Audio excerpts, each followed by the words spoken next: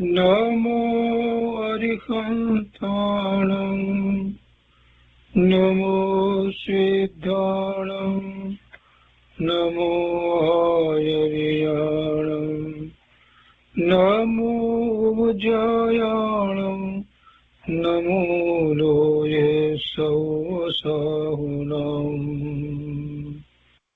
અસપંચનમોકારો સર્વપાવપનાશનો મંગલાણં ચ સૌવર્તે પરમં મંગલમ અજ્ઞાનતિમિરંધાનાં જ્ઞાનાંજનશલાકયા ચક્ષુન્મીલિतं येन તસ્મૈ શ્રીગુરવે નમઃ મુખાદિવ્યાકુક્ષિરત્નં શબ્દજિતવર્યાત્મજં શ્રીરાજચંદ્રયહું વંદે તત્વલોચનદાયકં પ્રભુતત્વલોચનદાયકં.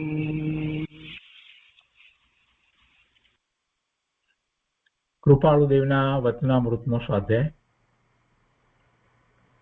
એમાં આપણે હાથ નોંધ 1 નો સ્વાધ્યાય કરી રહ્યા છીએ. એનો 11મો ભાગ પૂરો કર્યો છે. હજી 12મો ભાગ લઈએ છીએ. પાના નંબર 796. અહીંયા કાવ્ય છે, માર્ગ સાચા મિલ ગયા, છૂટ ગયે સંદેહ, હોતા સો તો જલ ગયા, ભિન્ન કિયા નિજ દેહ. સાચો માર્ગ પ્રાપ્ત થઈ ગયો એટલે સંદેહ હવે રહ્યો નહીં. છૂટ ગયે સંદેહ, કોઈ અંતરમાં કોઈ પણ પ્રકારે શંકા આશંકા કાંઈ રહ્યું નહીં. સાચો માર્ગ મળે, મુક્તિનો માર્ગ, સાચો મોક્ષ માર્ગ પ્રાપ્ત થાય પછી કોઈ સંદેહ રહેતો નથી.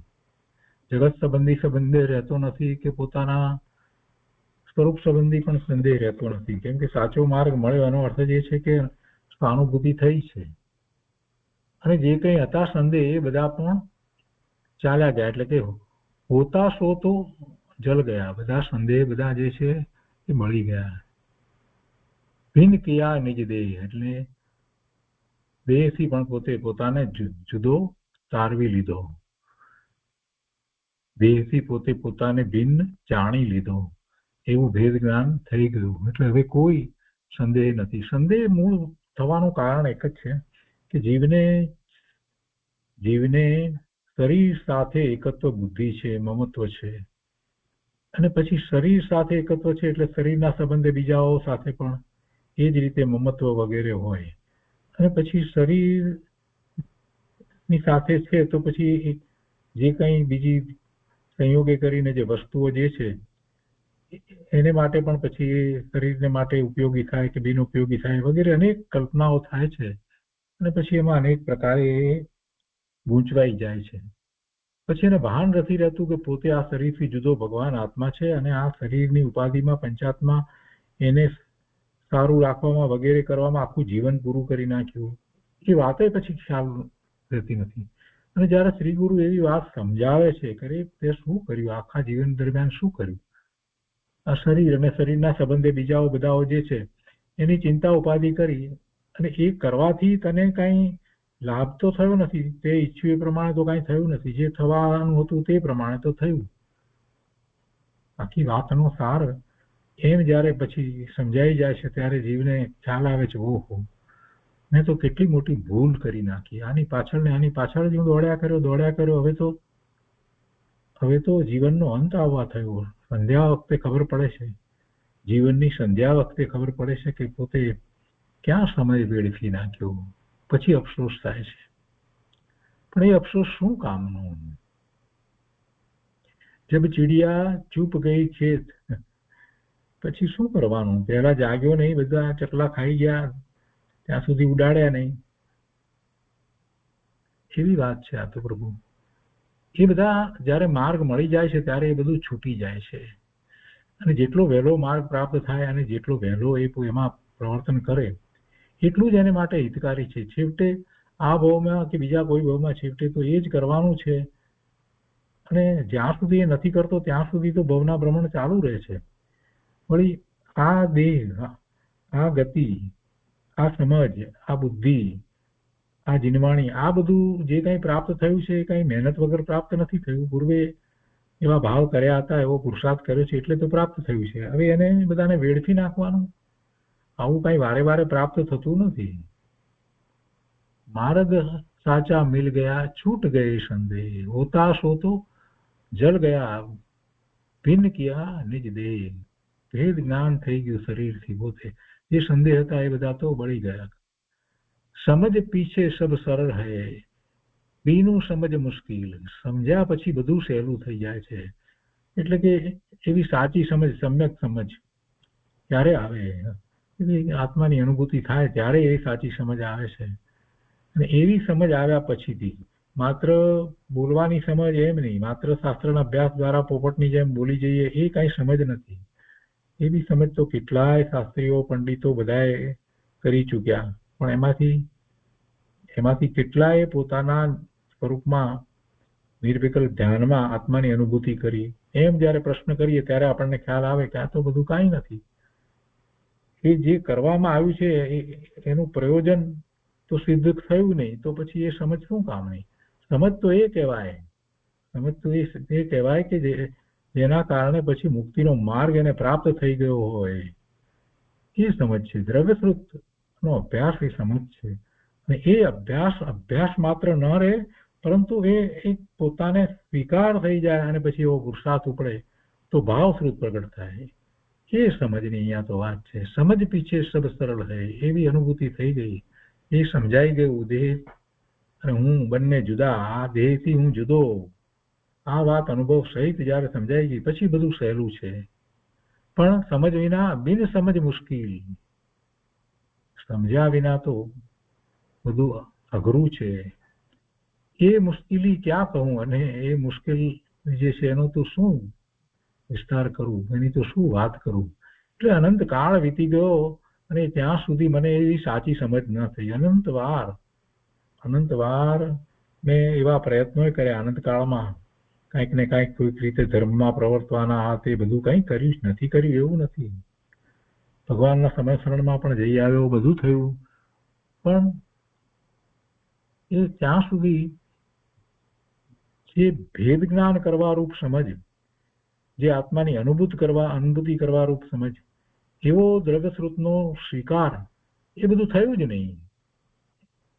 એટલે એ સમજ વિના બધું મુશ્કેલ હતું. ને એ મુશ્કેલી એના તો શું વાત કરું. અનેક પ્રકારે મેં બીજા બધા પ્રયત્નો કર્યા, વ્રત, તપ, જપ, નિયમ, યમ બધું કર્યું, પણ એ બધું નિષ્ફળ ગયું. અને એને લીધે થઈ અને ભવના ભ્રમણ થયા, દુઃખી થયો, કેટલી બધી પર્યાયોમાં જવાનું થયું, કેટલો કાળ વીતી ગયો દુઃખમાં ને દુઃખમાં. એની મુશ્કેલીની તો શું વાત કહું. પછી કે છે ખોજ પિંડ બ્રહ્માંડ કા પતા તો લગ જાય, યહી બ્રહ્માંડ ની વાસના જબ જાવે તબ. પછી શું આગળ મૂકી દીધું છે કે આ બ્રહ્માંડ ની અંદર એ તું શોધ તો ક્યાંય પત્તો લાગે નહીં, ક્યાં તું જઈ આવ્યો છે. ખરેખર તો એવો કહેવાનો અહીંયા અર્થ છે, ખોજ પિંડ બ્રહ્માંડ કા પતા તો લગ જાય.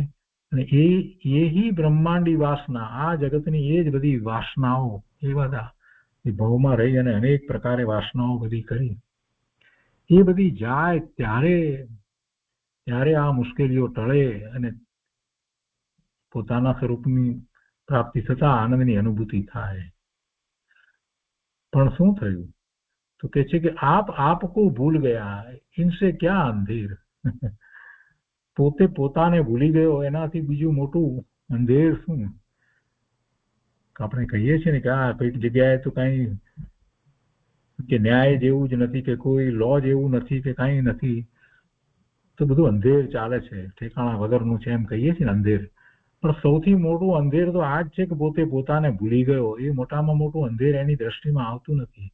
આપ કો ભૂલ ગયા, પોતે પોતાને ભૂલી ગયો, આ મોટામાં મોટું અંધેર ચાલી રહ્યું છે. અને તું એમ માને છે કે મને બધી સમજ પડે છે, હું હોશિયાર, હું ડાયો, આ વાતમાં આમ ડાયો, બધા મારી સલાહ લેવા આવે, હું બધાને સલાહ આપું, અને બધાને એને લીધે લાભ થાય. અરે આ બધી વાતમાં તું ભૂલી ગયો કે તું કોણ છો?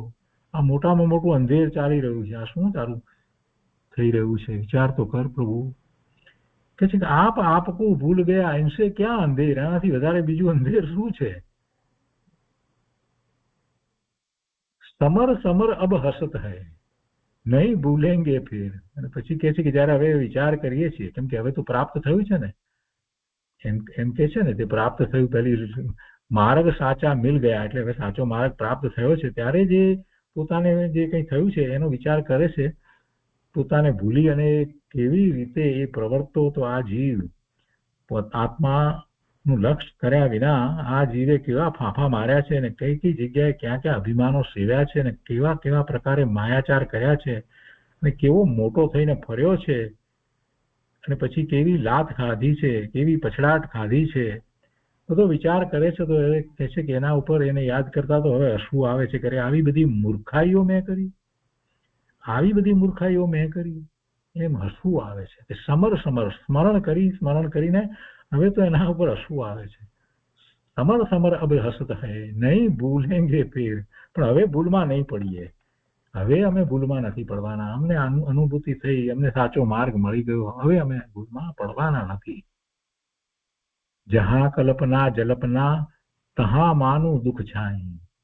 જ્યાં જ્યાં કલ્પના છે અને અંતરજલ્પ, એટલે એવા અંદરની અંદર, મનની અંદર એ પ્રમાણે વાર્તાલાપો વગેરે થાય છે, એ અંતરજલ્પ.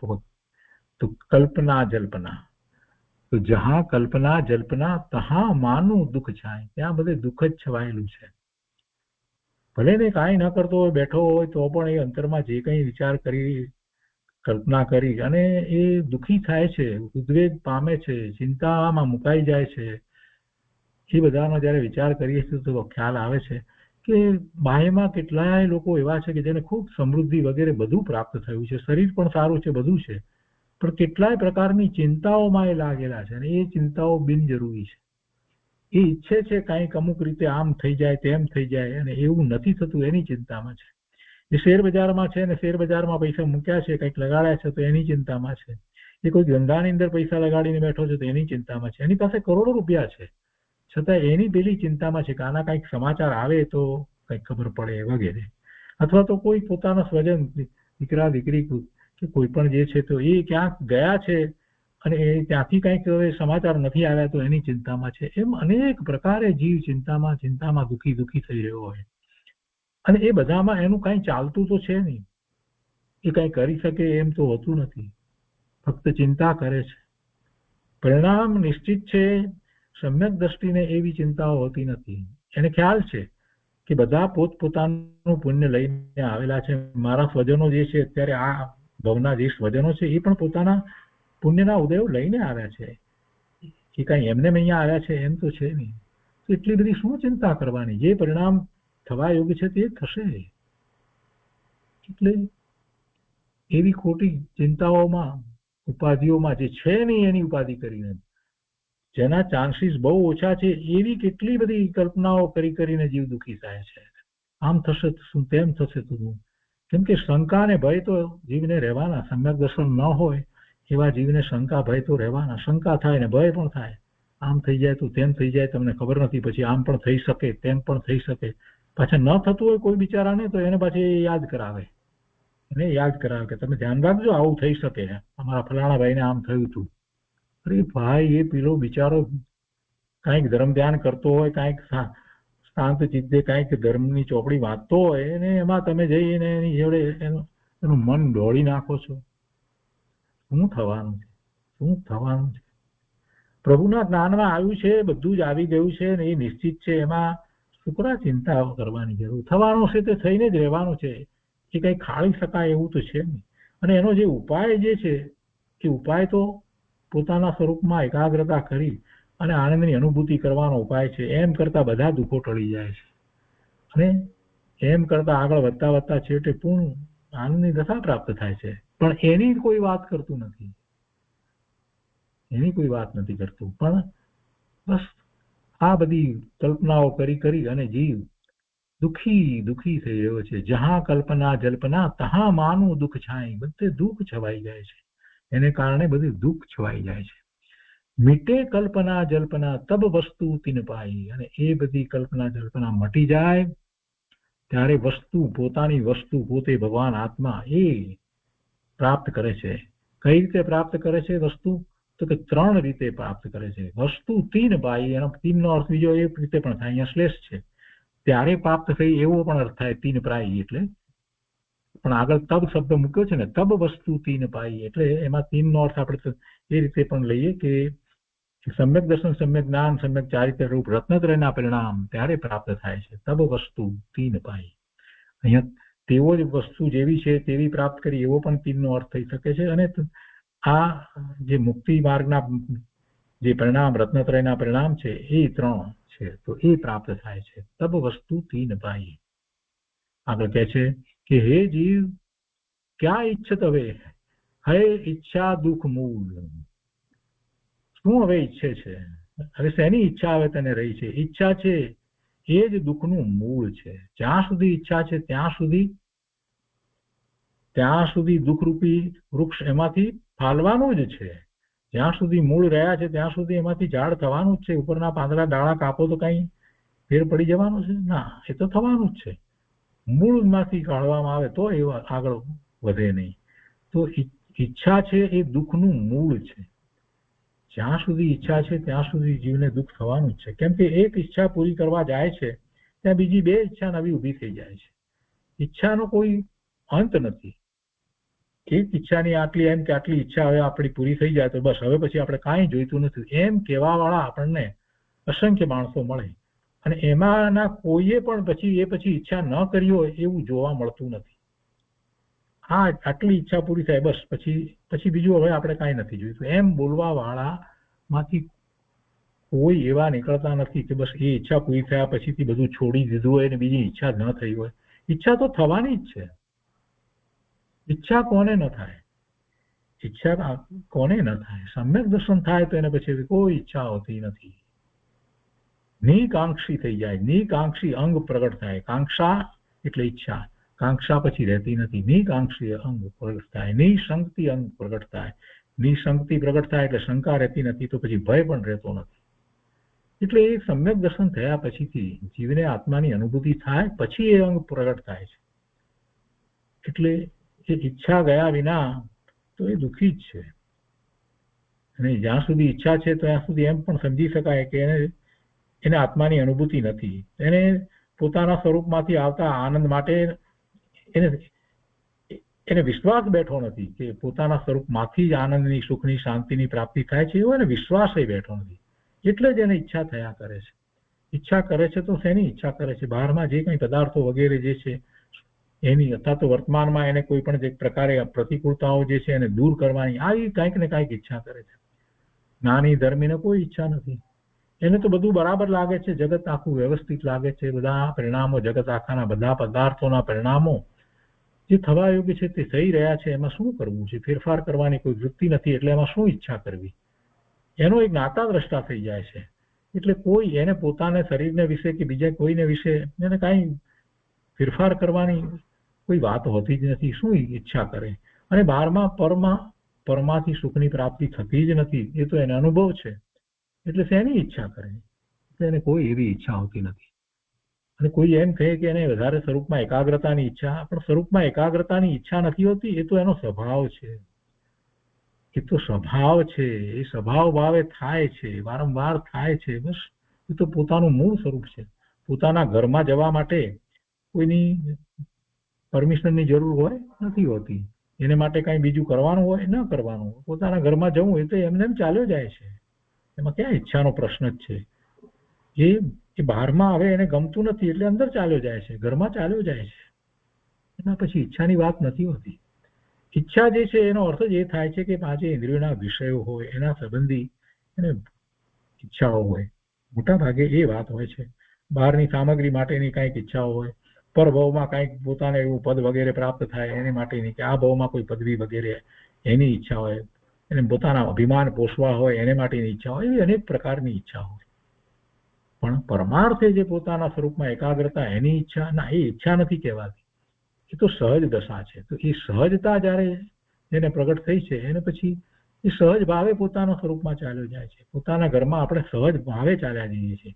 પોતાના ઘરમાં જવા માટે કઈ ઈચ્છા કરવી પડે? એટલે ઘરમાં જ હોઈએ ને ઘરમાં એક રૂમમાંથી બીજા રૂમમાં જઈએ તો આપણે કઈ ઈચ્છા કરીએ છીએ? સહજ રીતે બધું એમાં જ છે પરિણમન થાય. એટલે આત્માનું લક્ષ્ય રહ્યા કરે અને એની દ્રષ્ટિ થાય, એની અનુભૂતિ થાય, એ બધું સહજ વસ્તુ છે. એટલે ઈચ્છાનો અર્થ જ એ થાય છે કે જેને કારણે એને આકુળતા વ્યાકુળતા થાય છે, જેને કારણે દુઃખ થાય છે, અને જેને માટે એવી ઈચ્છા કરે છે અને એને જેને માટે કરે છે એ પ્રાપ્ત નથી થતું એટલે ખૂબ દુઃખી થઈ જાય છે. અને એને પ્રાપ્ત કરવા માટે તો મોટા મોટા યુદ્ધો થઈ જાય છે. આ બધા જે જગતમાં યુદ્ધ થયા છે બધા કોઈકની ઈચ્છાની પૂર્તિ માટે તો થયા છે ને. એટલો સંહાર થાય છે કે આગળ કહે છે કે જબ ઈચ્છા કા નાશ તબ મીટે અનાદિ ભૂલ. ઈચ્છાનો નાશ થાય તો અનાદિની ચાલી આવતી આ ભૂલ જે છે એ મટી જાય, પછી એ ભૂલ રહે નહીં. જબ ઈચ્છા કા નાશ તબ મીટે અનાદિ ભૂલ. ऐसी कहां से मति भई आप है नहीं. અરે ભગવાન, આવી મતિ, આવી બુદ્ધિ ક્યાંથી થઈ કે પોતે પોતાને ભૂલી ગયો, પોતે પોતાને ન માને?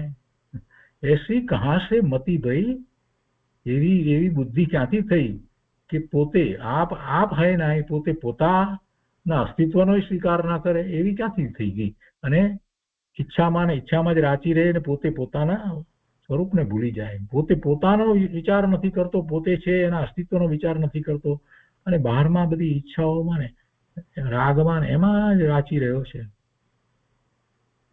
એવી કેવી બુદ્ધિ થઈ, એવી કેવી મતિ થઈ? એસી કહાં સે મતિ ભાઈ આપ હૈ નહીં. કહે છે પછી કે આપન કો જબ ભૂલ ગયે और कहां से लाई. હવે તું પોતાને જ ભૂલી ગયો છે તો પછી બીજું તું શું લાવવાનો છે? પોતે પોતાને ભૂલી ગયો છે એ પછી બીજું તો શું લાવવાનું છે? અવર કહાં સે લાઈ, બીજું શું લાવીશ, ક્યાંથી લાવીશ? તને તારું પોતાનું જ ભાન નથી તો શું લાવીશ? अपने आप को भूल के क्या लाएगा? आप એ શોધ से आप मिल जाए. आप એ શોધ से, પોતે પોતાને શોધે તો આપ મિલ જાય, પોતાને પોતે પ્રાપ્ત થઈ જાય. પોતે એટલે ભગવાન આત્મા, એ પોતે પોતાને પ્રાપ્ત થઈ જાય જો એની શોધ કરે તો. ક્યાં શોધ કરવાની છે? પોતાને વિશે શોધ કરવાની છે. ક્યાંય બહારમાં શોધવા જવાનો છે આત્માને? ભગવાન આત્મા અહીંયા ત્રિકાળ બિરાજી રહ્યો છે, સતત બિરાજી રહ્યો છે, એવું જ્ઞાન આનંદ સ્વરૂપ. એને બહાર ક્યાંય શોધવા જવાની જરૂર નથી. પોતે પોતાને વિશે જ રહ્યો છે. એને ત્યાં દ્રષ્ટિ કરે તો એને લક્ષમાં આવે.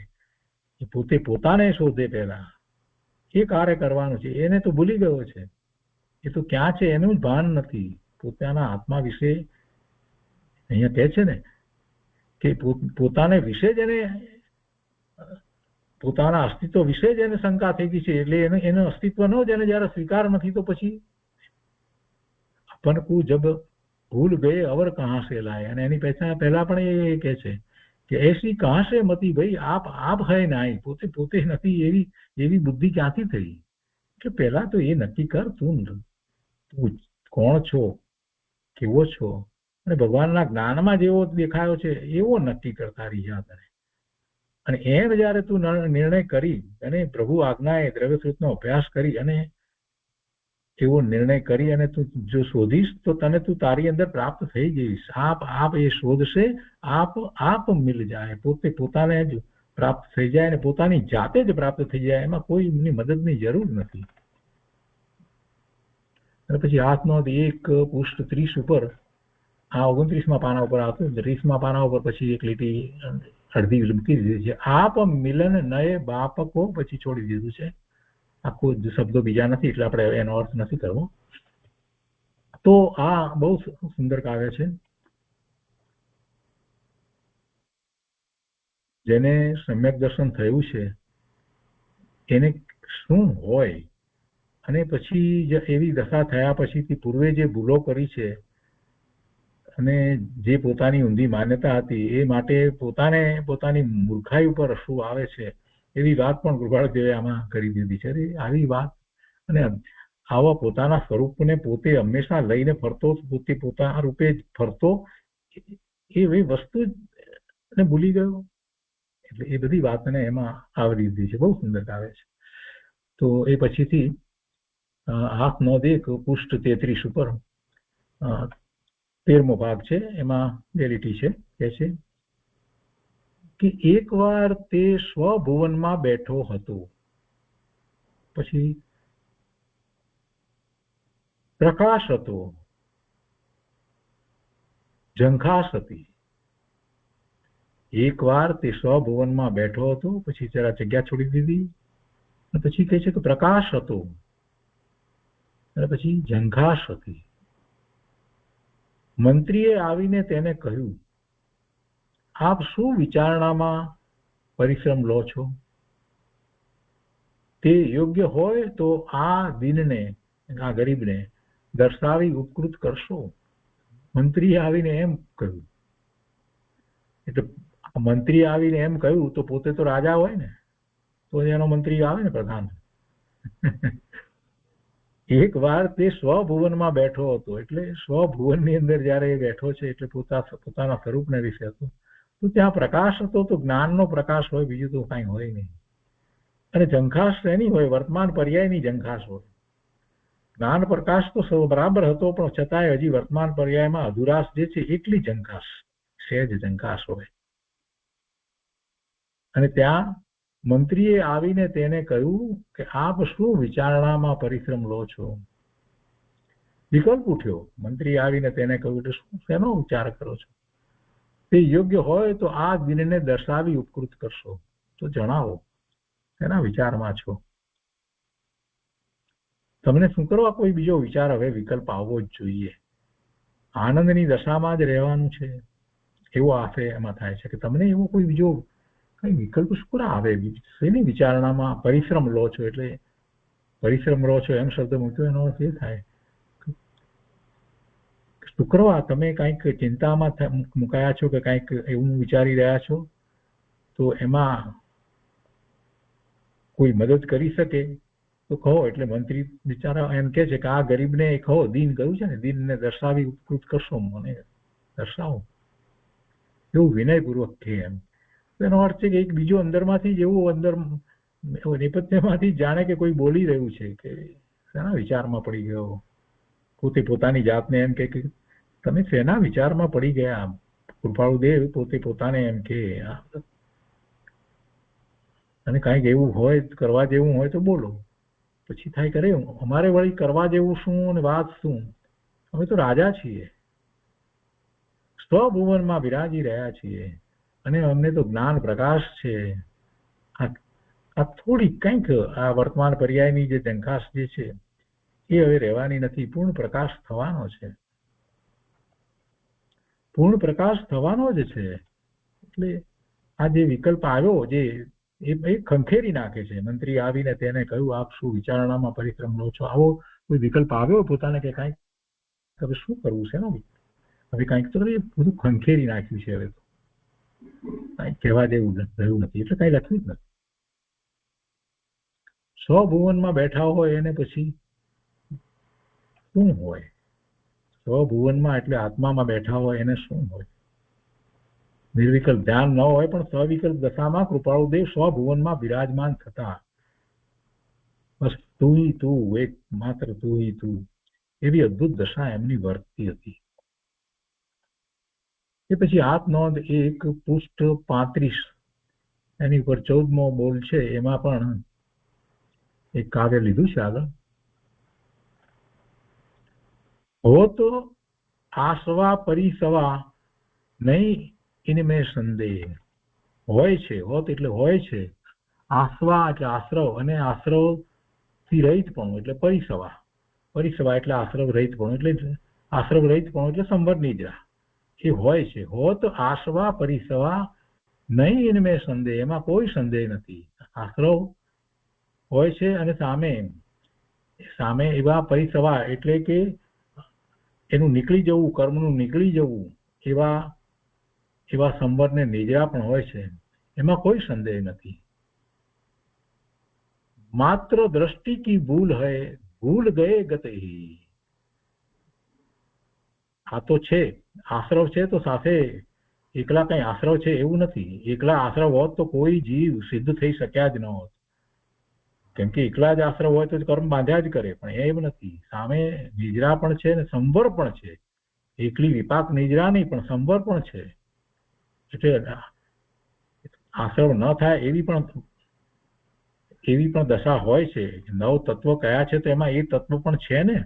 એકલા આશ્રવને બંધ છે ના, સાથે નિજરા પણ છે, સંવર પણ છે, અને પૂર્ણ એ દશા થતા મોક્ષ પણ છે.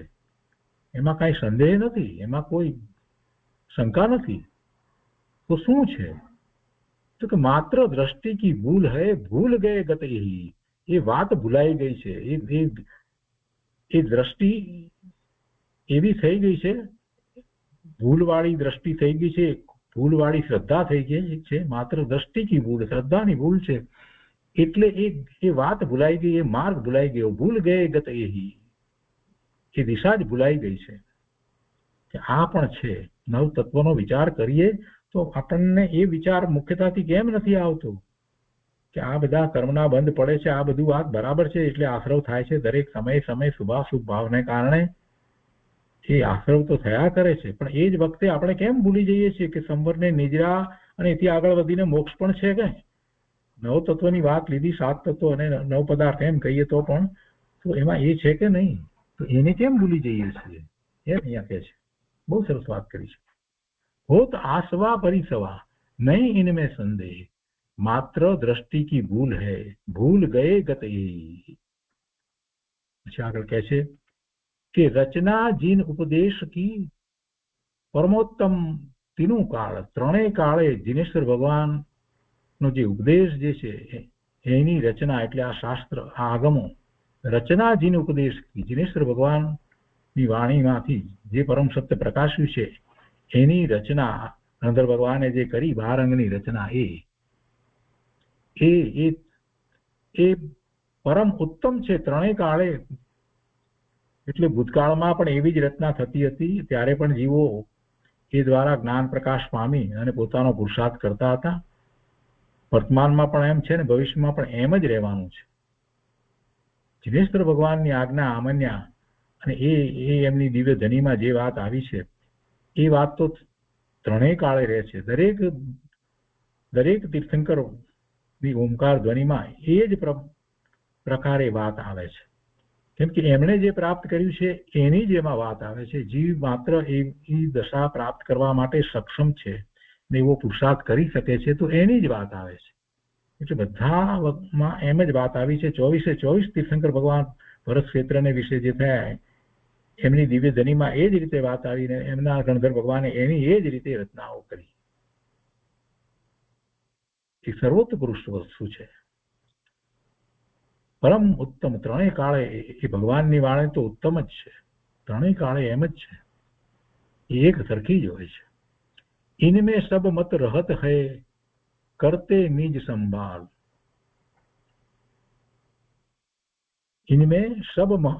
इनमें सब मत रहत है, करते निज संभाળ. એમાં જ બધું રહ્યું છે,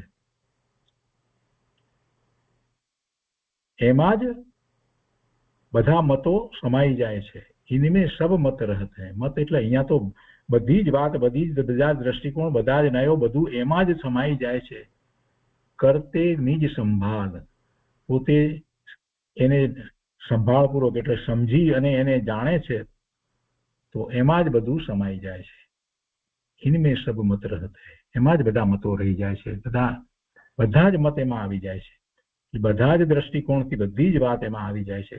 કેમ કે અનેકાંત દ્વારા વસ્તુનું સ્વરૂપ છે ને, એટલે ને કરતે નિજ સંભાળ, એ રીતે જે એવો અભ્યાસ કરી અને પોતાને સંભાળે છે, પોતાની ને એ પ્રાપ્ત કરે છે, તો એને એ રીતે ખ્યાલમાં આવે છે કે બધું એમાં જ છે.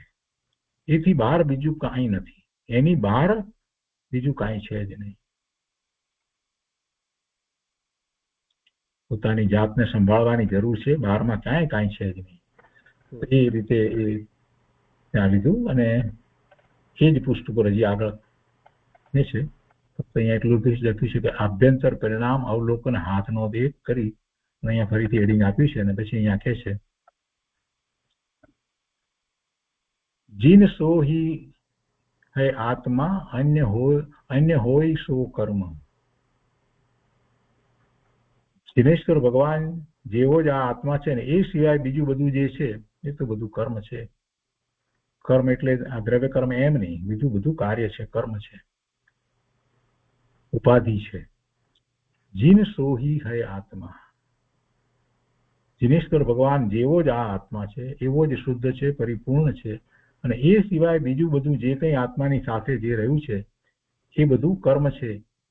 એટલે આ શરીર વાણી આ તે બધું જે છે અને જે દ્રવ્ય કર્મ છે એ બધું કર્મ છે, એ બધું કર્મ છે.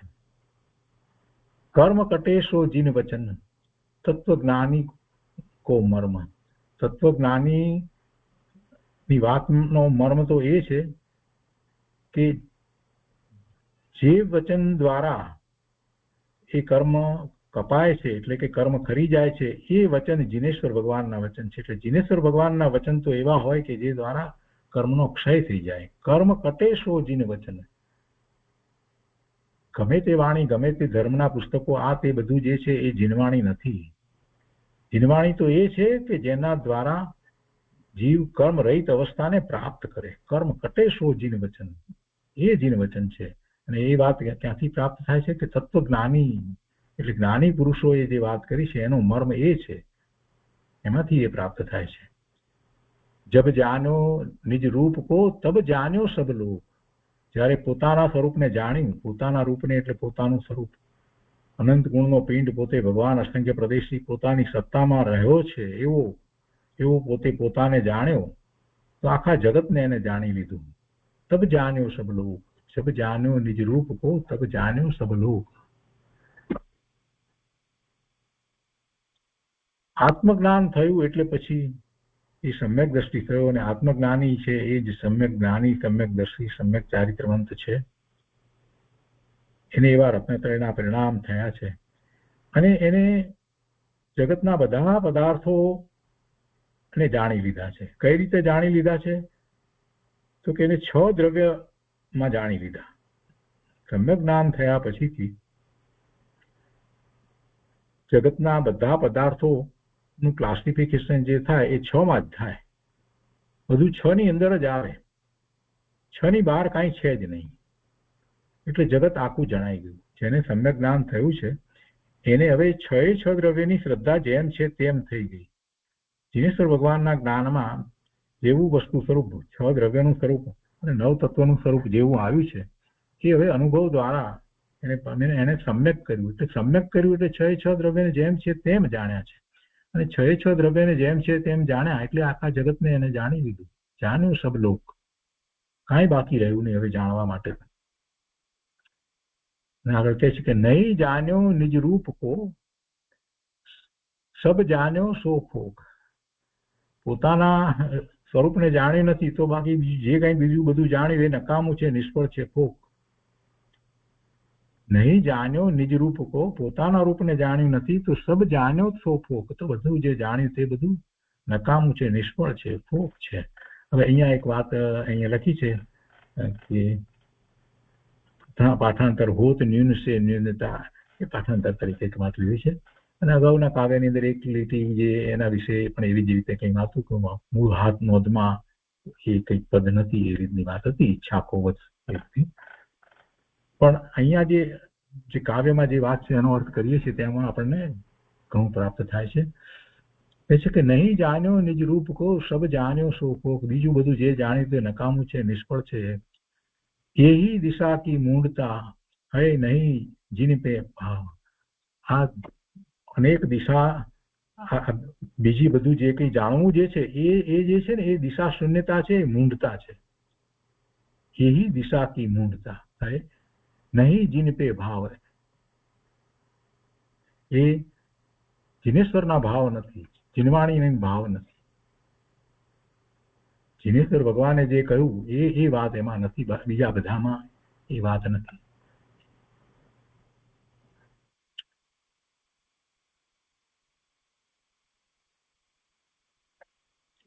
नशे भाव बिनु कबू नहीं छूटत दुख दाव, व्यवहार से देव जिन निहचे से है आप.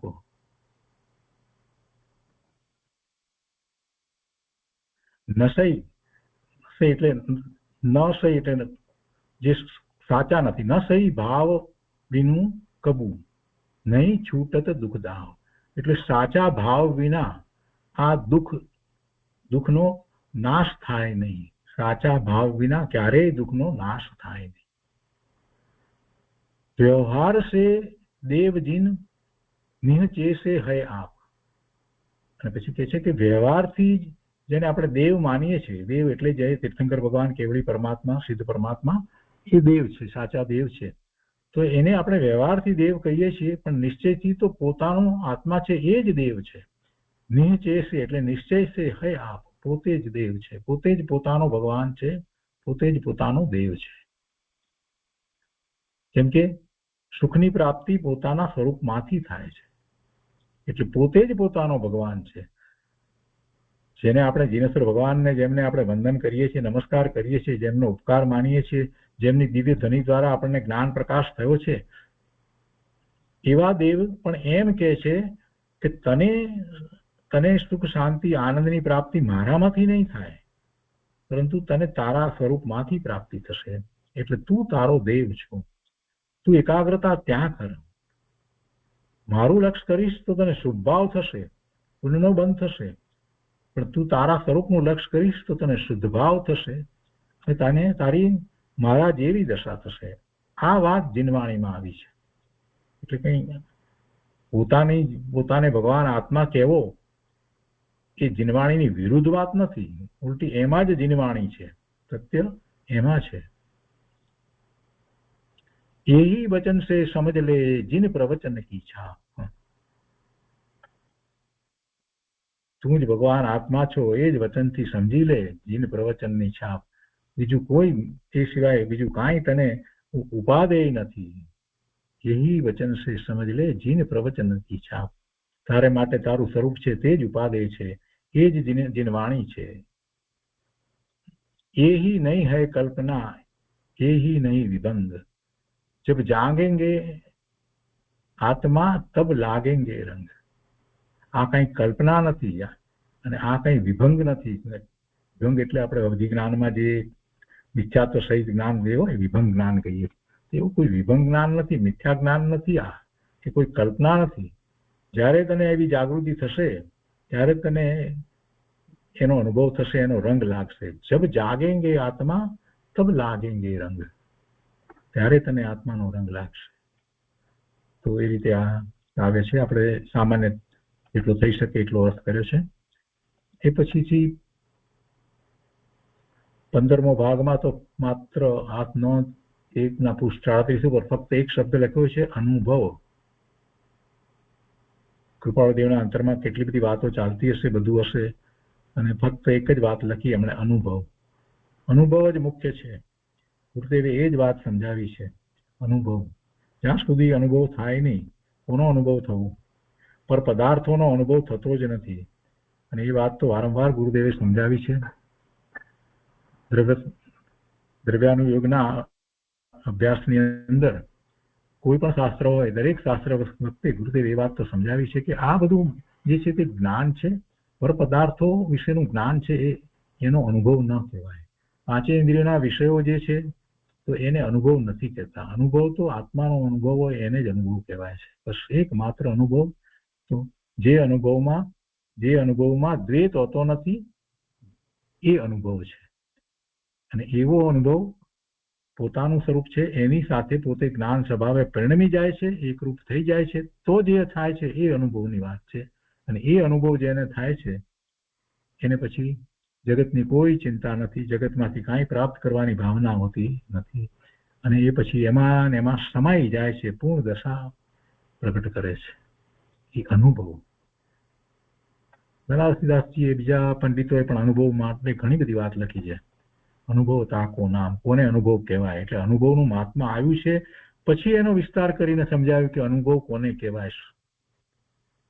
કેટલી જગ્યાએ મહાપુરુષો એ વાત પણ સમજાવી છે કે અનુભવ માટે શું કરવું. અનુભૂતિની જ વાત છે. અનુભવ કહો કે અનુભૂતિ કહો, અનુભૂતિની જ વાત કરવામાં આવી. એમણે અહીંયા એક શબ્દ મૂક્યો એટલે અંતરમાં તો ઘણું ચાલતું હશે એ વખતે. એ પછીથી હાથનો એક પૃષ્ઠ 39 ઉપર 16મો ભાગ છે, એમાં કહે છે એ ત્યાગી પણ નથી, અત્યાગી પણ નથી. એ ત્યાગી પણ નથી, અત્યાગી પણ નથી. એ રાગી પણ નથી, વિતરાગી પણ નથી. પોતાનો ક્રમ નિશ્ચળ કરો, તેની ચો બાજુ એટલે ચારે બાજુ નિવૃત્ત ભૂમિકા રાખો.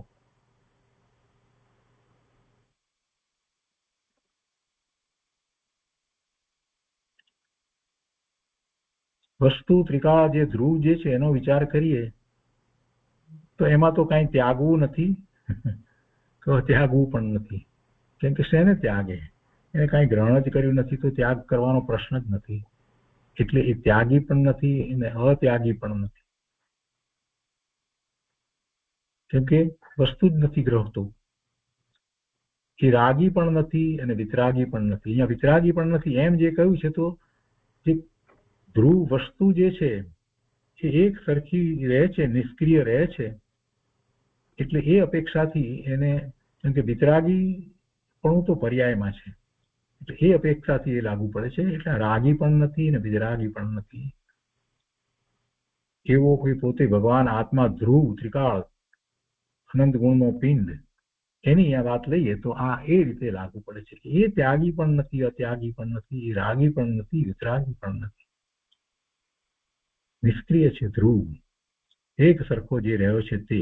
અહીંયા પર્યાયની વાત ન લઈએ તો બરાબર વાત એમ જ બેસી જાય છે. કેમ કે વિતરાગી પણ તો એની પર્યાયમાં છે. વિતરાગી પર્યાય થાય છે. વિતરાગતા તો પર્યાયમાં છે. એ તો અનંત ગુણનો પિંડ ભગવાન આત્મા જે છે તે છે, એવો ને એવો જ રહે છે. અને એનું લક્ષ થતા બધું પ્રગટ થાય છે. વિતરાગતા પ્રગટ થાય છે, એનું લક્ષ કરતા પ્રગટ થાય છે. એટલે અપેક્ષાથી અહીંયા ત્રિકાળી ધ્રુવ દ્રવ્ય ની વાત કહેવામાં આવી છે એમ લાગે છે. પોતાનો ક્રમ નિશ્ચળ કરો. પછી એના પછીની વાત કરે છે, કરવાની વાત આવી ને. પોતાનો ક્રમ નિશ્ચળ કરો, તેની ચો બાજુ નિવૃત્ત ભૂમિકા રાખો. એટલે એની ચારે બાજુ નિવૃત્ત ભૂમિકા રાખો, એટલે એની આજુબાજુ કોઈ બીજા વિકલ્પોને સ્થાન હોય નહીં. પોતાનો ક્રમ નિશ્ચળ કરો અને તેની આજુબાજુ નિવૃત્ત ભૂમિકા રાખો. એટલે શુદ્ધ શુદ્ધ શુદ્ધ, એમાં કોઈ બીજા ભાવ એની આજુબાજુ હોય નહીં. એટલે એ વસ્તુ જ્યારે ત્રિકાળ શુદ્ધ છે તો એને અનુસરીએ ત્યારે જ એની આસપાસમાં બીજું કંઈ હોય નહીં, તો જ એની આજુબાજુ નિવૃત્ત ભૂમિકા રહે ને. બરનું લક્ષ કયા જ કરીએ તો પછી એ ત્રિકાળ શુદ્ધ ભગવાન આત્મા જે શુદ્ધ ઉપાદાન કારણ, ત્રિકાળ ઉપાદાન કારણ જે છે એ હોય અને પાછા શુભાશુભ ભાવ પણ હોય, તો વાત બરાબર બની નહીં. એટલે એની ચારે બાજુ નિવૃત્ત ભૂમિકા રાખવો, એવું તો ક્યારે થઈ શકે કે જો લક્ષ 12માં જાય જ નહીં તો થાય, તો બીજો કોઈ વિકલ્પ ઉઠે નહીં, કોઈ બીજો ભાવ થાય જ નહીં. એટલે પોતાનો ક્રમ નિશ્ચળ રાખો. પોતાનો ક્રમ નિશ્ચળ રાખો એટલે પોતાનો ઉપયોગ જે છે તે એને ચલિત થવા નહીં દો. ઉપયોગને ચલિત ન થવા દો અને બહાર ન જાય તો જ એની આજુબાજુ એવી નિવૃત્ત ભૂમિકા રહે, એવી નિર્મળતા જળવાઈ રહે. આ દર્શન થાય છે તે કાં વૃથા જાય છે? એટલે આવું આત્માનું દર્શન થઈ રહ્યું છે. આ દર્શન થાય છે તે કાં વૃથા જાય છે? એનો વિચાર પુનઃ પુનઃ વિચારતા મૂર્છા આવે છે. આવું દર્શન, આવો આત્મા જયારે દેખાય છે, આવો અનુભવાય છે, આવો સ્પષ્ટ, તો એ વાત વૃથા કેમ જાય? અને જો વૃથા જાય એટલે કે પ્રમાદ થાય, એમાં ને એમાં જ રહેવું જોઈએ. વૃથા તો શું જાય? અનુભૂતિ થયા પછી કઈ બીજી રીતે વિચાર કરીએ તો કઈ વૃથા જતું નથી, પણ એમાંથી બહાર નીકળી અને બીજા વિકલ્પો જે આવી જાય છે ને, એટલે બીજો વિચાર થાય છે ને, તો એટલા માટે એ અપેક્ષાથી વાત છે કે આ દર્શન થાય છે તે કાં વૃથા જાય છે? ક્યાંય વૃથા જતું જ નથી, એ નકામું જતું જ નથી, એની અસર તો રહ્યા જ કરે છે. એ સ્મૃતિમાં પણ રહે છે, અને એ દ્રષ્ટિમાં આવ્યા વિના રહેતું જ નથી, આવ્યા જ કરે છે, આવ્યા જ કરે છે. એનો વિચાર પુનઃ પુનઃ વિચારતા મૂર્છા આવે છે. કરે આમ કેમ? એનો વિચાર પુનઃ પુનઃ વિચારતા મૂર્છા આવે છે. આમ કેમ? એમ મૂર્છા આવે છે. એ નકામું તો જતું નથી. તો પછી સંત જનોએ પોતાનો ક્રમ મૂક્યો નથી. મૂક્યો છે તે પરમ અસમાધિને પામ્યા છે. પોતાનો ક્રમ મૂક્યો નથી. ક્રમ શું છે? ક્રમ શું છે? સ્વરૂપમાં એકાગ્રતાનો જે ક્રમ જે છે એ સંતજનોએ ક્યારેય મૂક્યો નથી. અને જો મૂક્યો છે અને બીજી દિશા તરફ વળી ગયા છે તો પછી સમાધિ રહેતી નથી, પરમ અસમાધિને પામ્યા છે. વળી કે છે કે સંતપણું અતિ દુર્લભ છે. સંતની વાત આવી એટલે સંતપણું અતિ દુર્લભ છે, કે જેમાં એ સંતો તો એવા છે કે જેમને ક્રમ મૂક્યો નથી, એવા સંતો. એવું સંતપણું અતિ દુર્લભ છે. અને એવું સંતપણું આવ્યા પછી તો કામ થઈ જાય છે. એટલે કે છે કે આવ્યા પછી સંત મળવા દુર્લભ છે.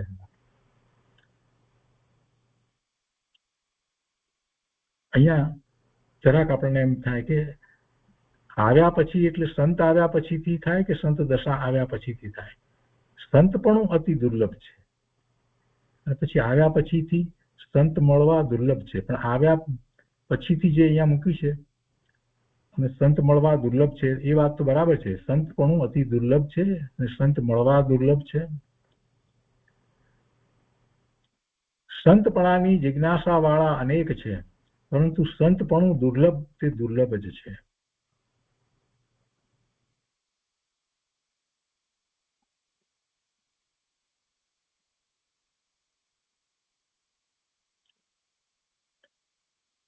તો આ 16મો ભાગ છે. હાથ નોંધમાં એમણે અંતરમાં જે ચાલતું હશે તે લખ્યું છે, અને કેટલીક વસ્તુ આપણને જરાક સમજવા માટે અઘરી પણ પડે. તો આજનો સ્વાધ્યાય અહીંયા સુધી રાખીએ છીએ.